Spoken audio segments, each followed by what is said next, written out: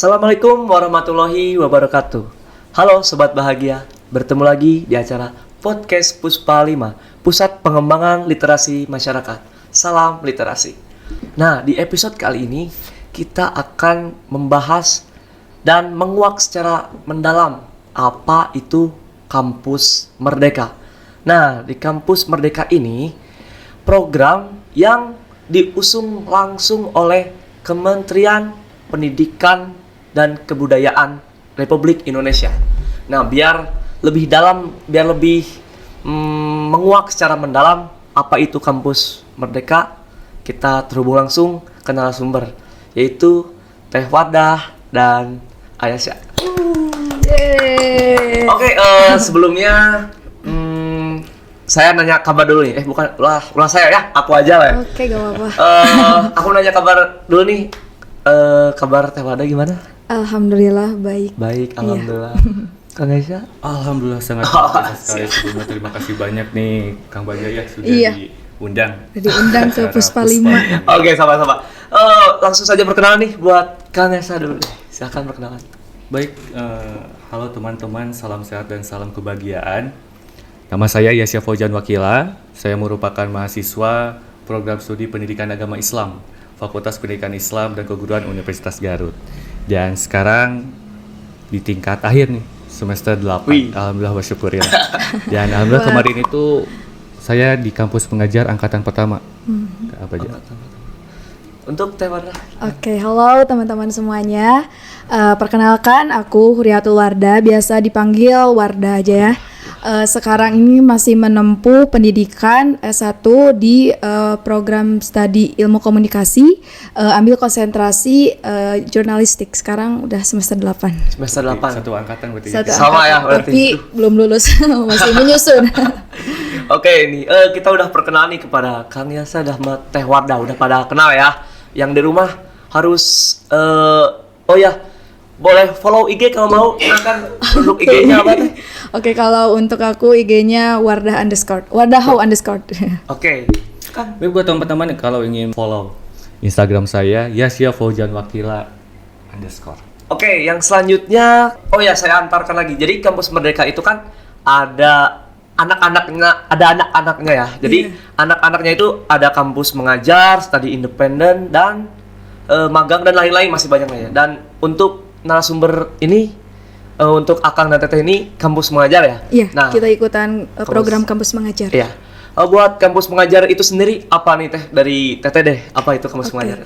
Jadi kampus mengajar itu adalah salah satu tadi ya program yang diusung oleh Kemendikbud RI, di mana tugas pokok kita ini adalah mengajar ke sekolah-sekolah yang berada di wilayah 3T. Nah, terus selain itu juga beberapa sekolah yang juga masih memiliki akreditasi C gitu, dengan tugas pokok kita itu ada 4, yaitu ada pengembangan literasi dan numerasi, kemudian ada adaptasi teknologi, dan membantu mengelola administrasi sekolah gitu. Untuk kan kampus mengajar itu ada tadi disebutkan 3T. Iya. Nah, 3T itu apa? Buat Akang Teh kalau nih 3T. 3T. 3T. 3T itu tertinggal, terluar, dan terbelakang gitu. Iya. Dan menambahkan juga kampus mengajar ini tentu kaitannya dengan suatu produk atau program yang dihasilkan dari Kementerian Pendidikan, Kebudayaan, Riset dan Teknologi Republik Indonesia. Tadi sudah disebutkan juga bahwa kampus mengajar ini ada teman-temannya juga. Iya, betul. Tentunya bisa diikuti oleh teman-teman yang lainnya. Ada studi independen, mahasiswa bersertifikat, dan sekarang juga ada pejuang muda yang gitu. Coming soon, mungkin bisa diikuti oleh teman-teman. Dan alhamdulillah syukurillah kemarin kampus mengajar ini merupakan suatu program yang sangat luar biasa kan dirasakan, karena merupakan suatu pengabdian gitu melalui pendidikan.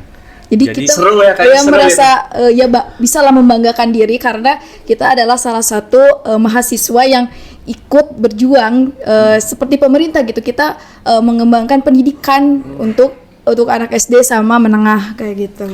Dan yang sangat bahagia sekali itu kita bisa terjun lapang. Kita bisa menyentuh langsung kepada anak-anak. Iya, gitu. Dan ngajar gitu ya. Iya, ngajar. Langsung kita dari kelas 1 itu suatu pengalaman yang sangat luar biasa sekali. Kalau Teh Wardah gimana tuh? Ya sama, karena kan kita langsung terjun, terus gak cuma ngajar gitu, kita tuh di sana nggak cuma ngajar. Jadi kita tuh gimana lah layaknya seorang guru. Kita juga mengelola administrasi, betul kan, Kang? Betul. Ya, kita mengelola administrasi di sana. Jadi saya yang basicnya ilmu komunikasi ya, yang nggak tahu gitu RPP itu seperti apa gitu, silabus itu seperti apa. Tapi setelah ke sana, oh saya harus ngerjain RPP tuh kayak gini, silabus tuh kayak gini, prosom kayak gini.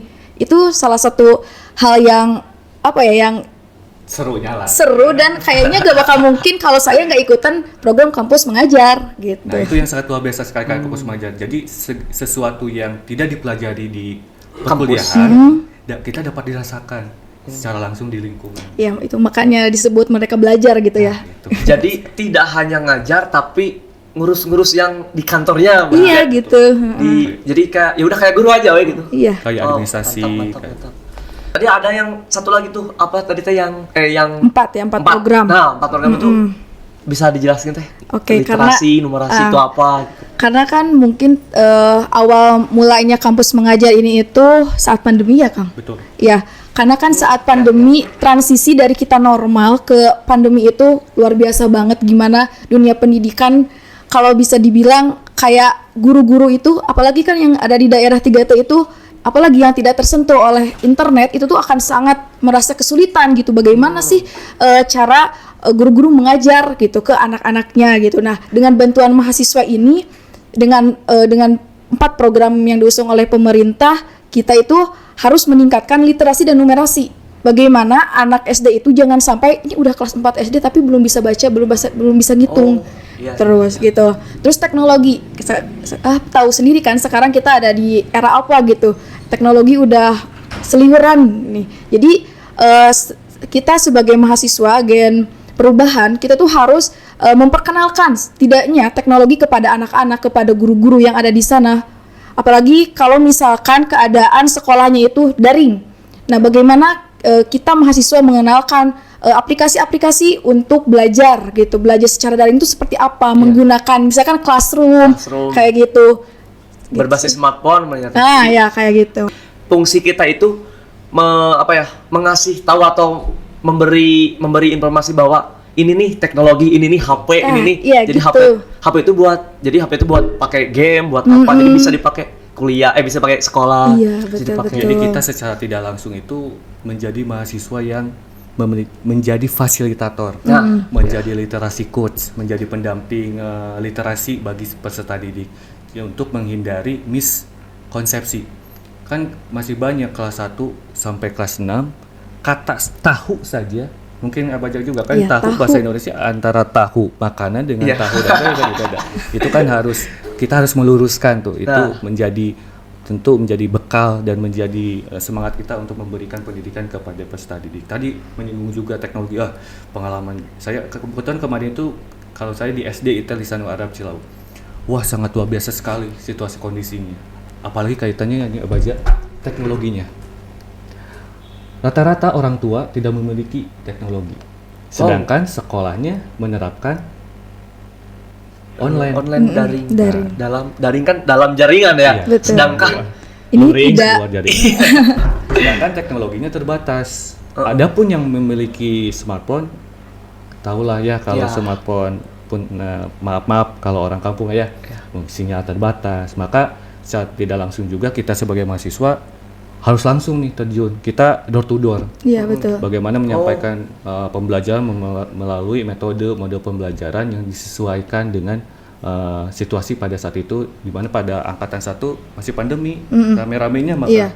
Kalau angkatan 2 sih udah new normal, ya udah transisi ke yang mau normal lagi, tapi ya masih COVID gitu. Cuman pembelajarannya pun udah full di sekolah gitu. Jadi kita nggak merasakan pembelajaran secara daring sih, kayak gitu.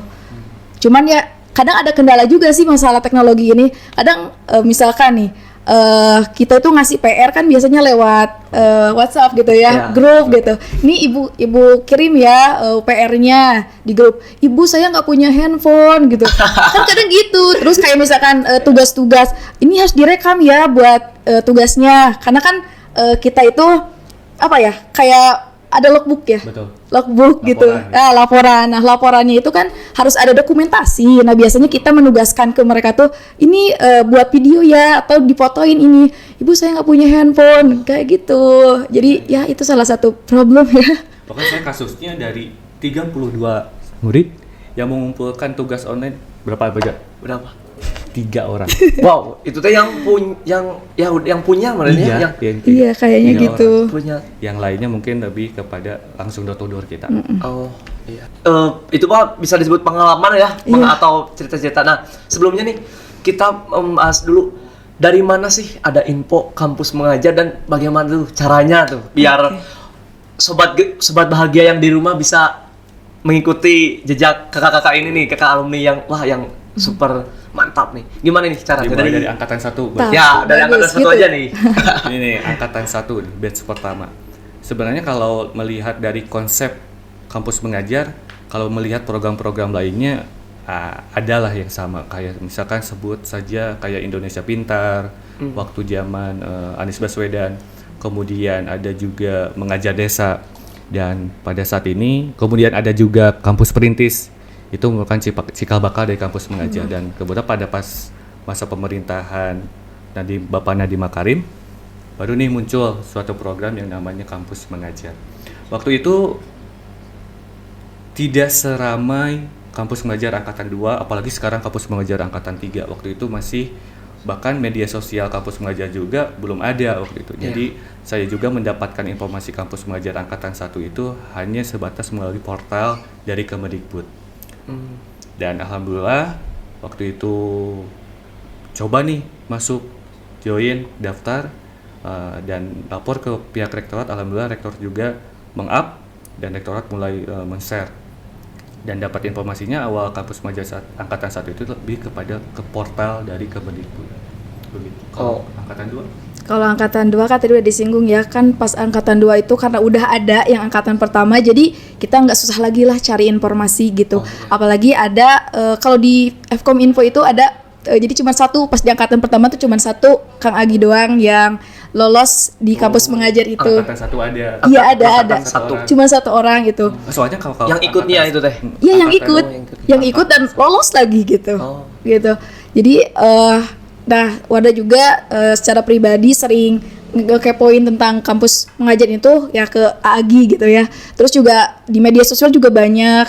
Terus juga sebelumnya nih Wada itu emang kayak kampus mengajar ini adalah peralihan dari mahasiswa, pertukaran mahasiswa. Sebelumnya itu sama prodi malah disaranin untuk ikutan pertukaran mahasiswa, katanya ikutan ini nih. Nah, cuman kondisinya itu kayak gak bakal memungkinkan kalau misalkan saya ikutan pertukaran kayak gitu kan. Soalnya pertukaran itu kan harus kita ke itu kan Ke ke kampusnya. apalagi di luar pulau lagi kan gitu. Rata-rata kan di luar pulau. Jadi udahlah. Tapi kayaknya enak teh sambil jalan-jalan teh. Ya gitu, cuman kan nggak dapet izin juga, terus Apalagi sibuk di organisasi kondisi juga, pandemi juga ya? Gitu. Oh, iya sih. Lagi sibuk di organisasi juga kayaknya nggak bakal mungkin lah kalau misalkan saya harus ikutan gitu. Apa aja nih persyaratan biar kita masuk kampus mengajar program itu? baik, informasi buat teman-teman kaitannya dengan untuk mendaftarkan diri, dan harus mencoba mendaftarkan diri untuk masuk program kampus mengajar. Tentu yang pertama harus memiliki akun dulu, Bagja. Dan kampus mengajar ini sudah terintegrasi melalui portal MBKM. Nanti teman-teman bisa akses portal MBKM-nya, mulai mendaftar, dan ingat teman-teman harus memakai email yang aktif. Karena nanti mulai dari notifikasi, pemberitahuan langsung nanti munculnya ke email.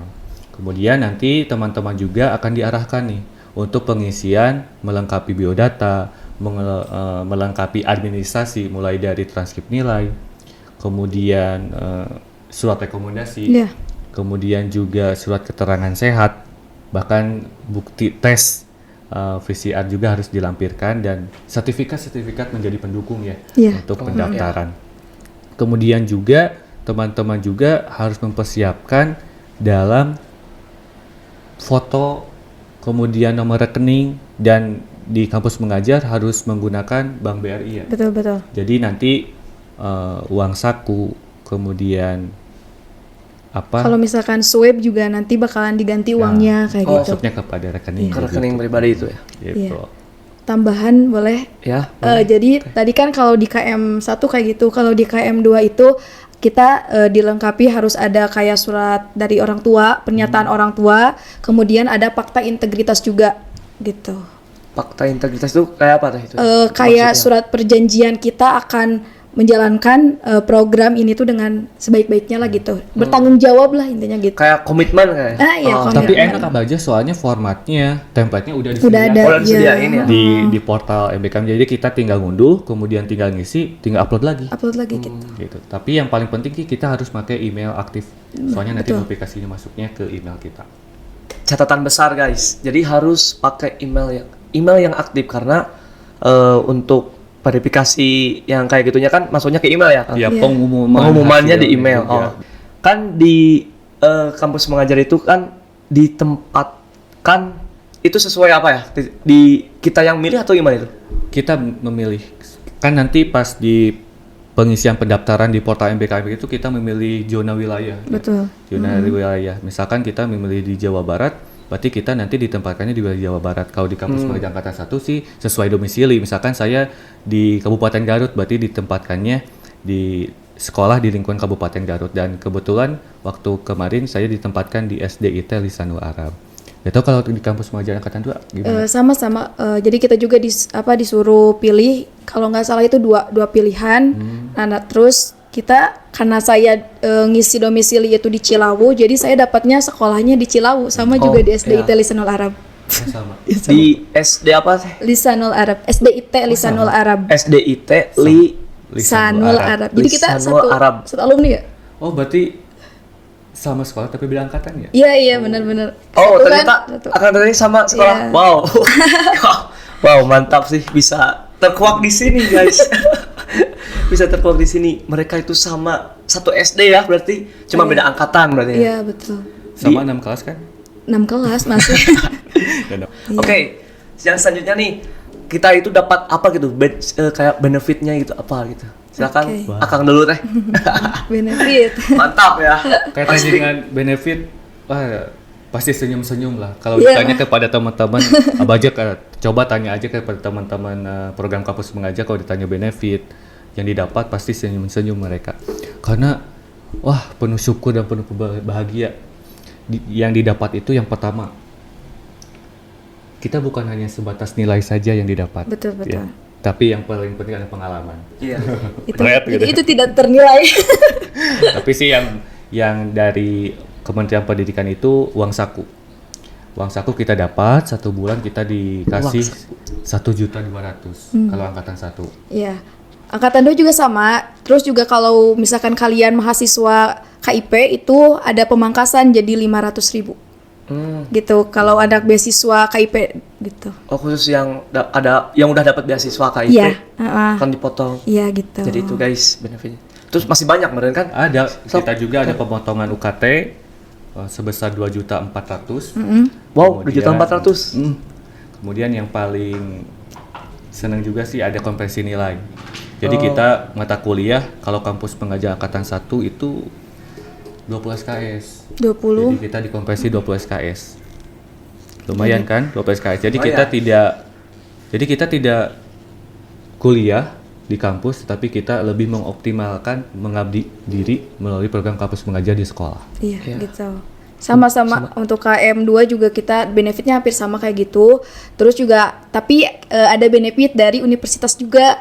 Wow, ada Bukan benefit sih kayak mungkin apa ya istilahnya Support. tuh bukan support kayak Oh, ya. karena nih kalau saya kan dari ilmu komunikasi, karena saya waktu KM2 itu tidak bisa mengkonversi, jadi ya sudah dikonversikannya ke KKN, ke job training, sama ke uji kom. Jadi untuk 3 hal itu kita tidak usah melakukannya gitu. Jadi udah dapat nilai iya gitu. Ya, Wow. lumayan gitu. Nggak KKN teh. Jadi Gak KKN saya. mantap. Kalau saya sih emang backgroundnya pendidikan, iya. jadi konversinya alhamdulillah lancar. Jadi Oh, sesuai lah. iya, sesuai. capaian lulusannya begitu. Oh, kalau iya, bahasa akademiknya. Sama itu nggak KKN gitu dari Akang tadi? Sama.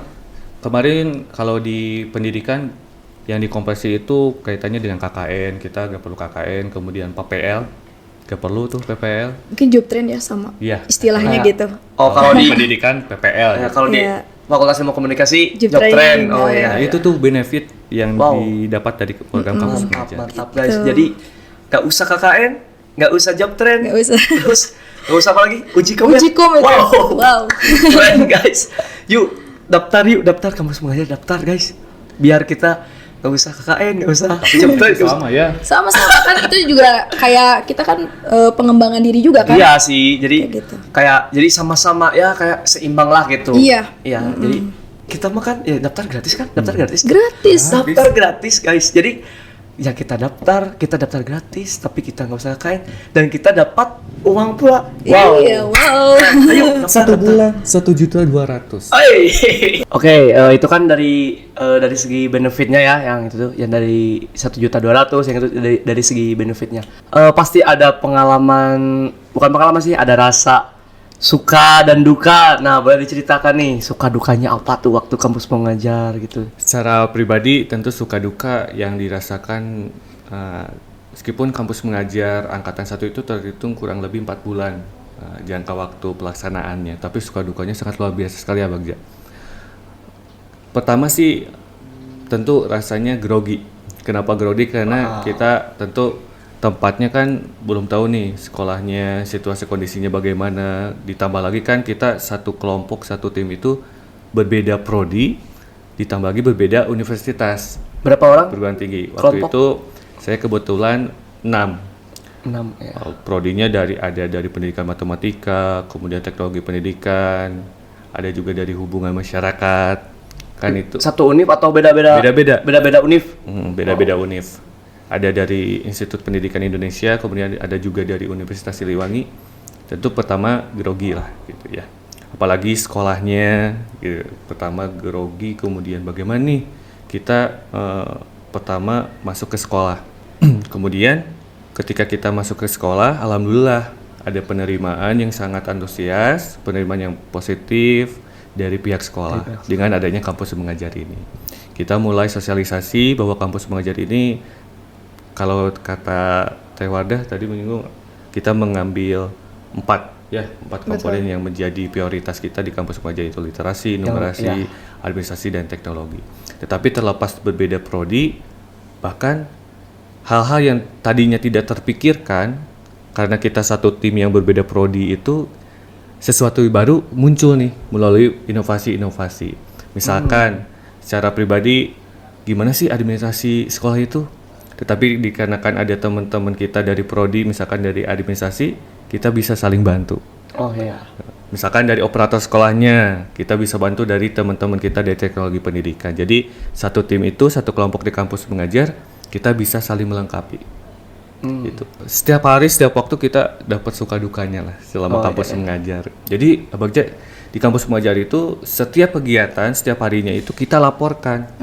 Gitu. Namanya itu kalau di kampus mengajar istilahnya logbook. Terus ada laporan mingguan juga ya. Nah, Ya, itu ngerekap dari harian kita dibuat di dalam 1 minggu gitu. Kalau laporan-laporan kayak gitu, itu bisa disebut suka atau duka ya? Kayaknya sih duka ya. Kayaknya Pak, ya gitu Ya, lah. karena kan itu kita harus memikirkan juga kan, itu bukan duka sih ya, konsekuensi tadi. Konsekuensi Iya. ya, resiko lah. Resiko. Terus juga kita harus mempersiapkan kesabaran kita, harus kebal banget tuh, kita sabar banget kan hadapin anak-anak. Apalagi iya. waktu itu saya ditempatkan di kelas 3. Itu tuh kayak kalau bahasa Sundanya mah kermaceh-macehna baru teh gitu. Itu kayak tiap hari itu ada aja yang nangis atau yang berantem itu, ya ampun. Sampai awal-awal ngajar itu suara saya itu serak banget, yang namanya kayak nggak ada suaranya gitu. Teriak-teriak kan? Iya, nggak ada suaranya. Bahkan orang-orang, kenapa suaranya? Nah, ya karena tiap hari teriak-teriak, ngajar juga kan teriak-teriak kayak gitu. tapi itu pengalaman yang luar biasa kan? Luar biasa Langsung banget. aja ceritakan sajalah. Ceritakan aja dari pengalaman sama anaknya, silahkan boleh Oke. ceritain nih. Dulu juga saya Suka dukanya. pernah sampai nangis sama salah satu murid di sana. Wah, itu karena ya bener sih, kalau jadi guru itu kita tuh nggak boleh melibatkan perasaan pribadi gitu ya. gak boleh baperan namanya. Gak boleh baperan. Karena waktu itu karena saya mungkin lagi banyak pikiran gitu ya di rumah, Terus pas saya ke sekolah di kelas ngajar, anak-anak pada berantem, pada wah ngebuat pikiran saya tuh makin kacau ya. Perasaan saya juga udah kalut banget waktu itu. Dan udah waktu itu nangis saya pecah banget di kelas di kelas. Nangisnya di kelas? Udah nahan, gak bakal nangis. Balik ke kantor guru, di sana nangis dulu. Untungnya gak ada siapa-siapa itu di kantor guru, gak ada siapa-siapa. Waktu balik lagi ke kelas, ketemu salah satu guru, ditanya dong, kenapa, mungkin ngelihat mata saya berkaca-kaca kayak gitu kan, kenapa? Nah, terus kataku enggak kenapa-kenapa. Itu sih kayak konsekuensi untuk sebagai jadi pengajar itu benar-benar harus sabar sama gak boleh melibatkan perasaan pribadi saat mengajar. Itu memang berpengaruh ya Kang ya, gitu. Iya. Oke nih, itu kan dari suka dukanya ya. Untuk tips and trick nih supaya lolos pengen ngajar gitu, itu apa sih? Jadi kalau tipsnya itu adalah kita harus apa ya, kan nanti ada seleksi dokumen dulu. Nah itu tuh dokumennya harus lengkap dari awal sampai akhir, jangan sampai ada yang kosong. Nah sertifikat meskipun di sana dibilangnya opsional ya, jadi kita boleh mengirimkan atau enggak, tapi itu tuh kalau menurut saya wajib masukin aja sertifikat apapun itu ya. Sertifikat keorganisasian itu tuh dimintanya organisasi sama pengalaman. Ini, mengajar.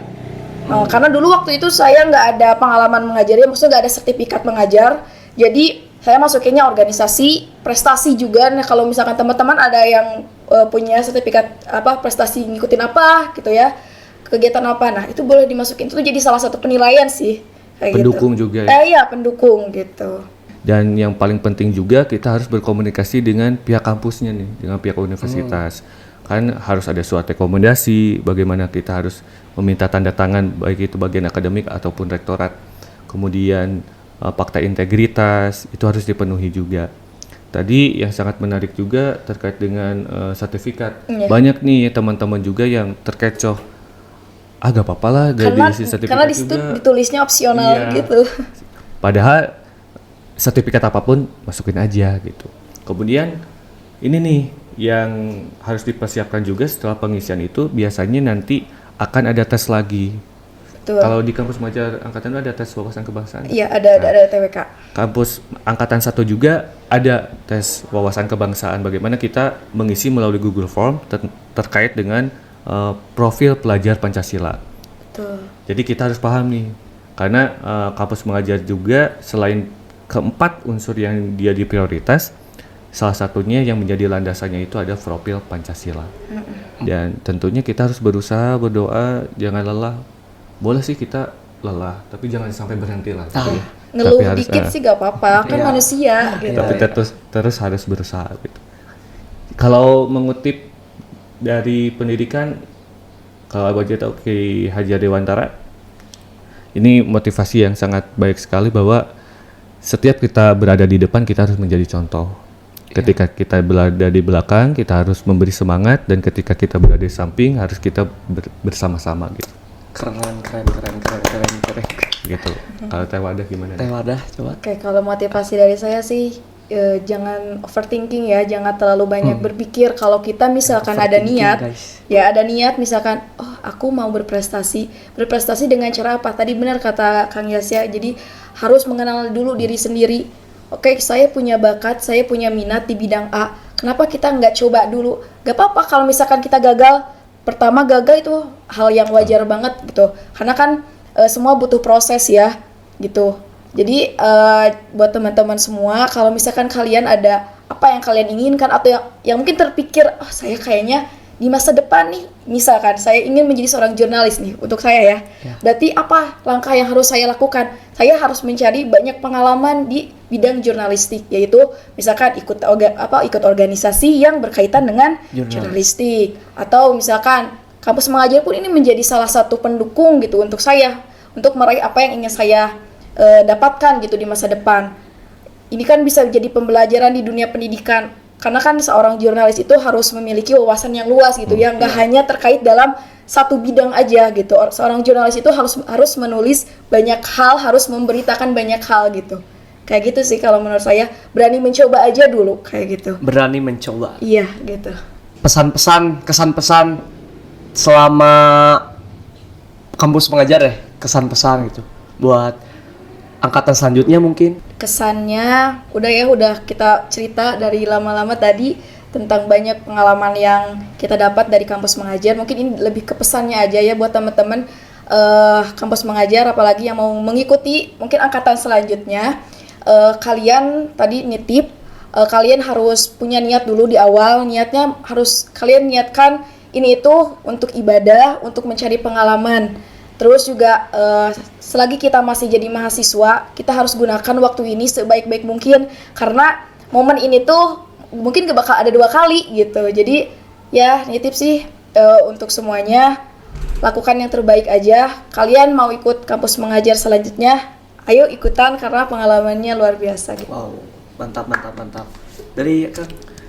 Jelasnya sudah disampaikan sama Tewada, tapi buat teman-teman narasi yang ingin saya sampaikan, segala bentuk apa yang teman-teman capai, yang akan diraih, tentu itu merupakan apresiasi yang setinggi-tingginya yang harus kita pegang oleh kita sendiri. Itu aku yang lebih kerja. Oke, kita udah memasuki penghujung acara, bukan penghujung acara sih ya, penghujung waktu, penghujung durasi juga nih. Sebelumnya terima kasih buat Kang Yasya dan Tewarda gitu udah bisa menyempatkan hadir di podcast ini dan memberikan pengalaman, motivasi yang sangat luar biasa, yang sangat istimewa buat teman-teman yang di rumah, buat sahabat-sahabat bahagia yang di rumah gitu. Terima kasih banyak. Terus juga buat yang di rumah, jangan lupa untuk mensubscribe atau meng-like dan share podcast Puspa 5 Pusat Pengembangan Literasi Masyarakat ini. Itu saja yang bisa kita sampaikan ke orang-orang yang di rumah nih ya. Kita juga terima kasih ya Tewada. Iya betul, terima kasih. Iya, sama-sama. Karena udah bisa berbagi ya, share pengalaman di sini. Ini Abagja, kalau ada yang ingin ditanyakan nih dari teman-teman terkait kampus Oh iya, kita juga terbuka ya. Iya, Bisa kita sangat hubungi- terbuka, bisa langsung hubungi kita atau DM aja ya di Instagram kita. Bisa sharing. Udah tadi dikasih Instagramnya ya dari Teh Wardah sama Kang Yasya juga. Oke, itu saja podcast yang bisa kita sampaikan ke yang ada di rumah. Mungkin saya Bagja Supriyanto mengundurkan diri. Assalamualaikum warahmatullahi wabarakatuh. Waalaikumsalam warahmatullahi wabarakatuh. Dadah.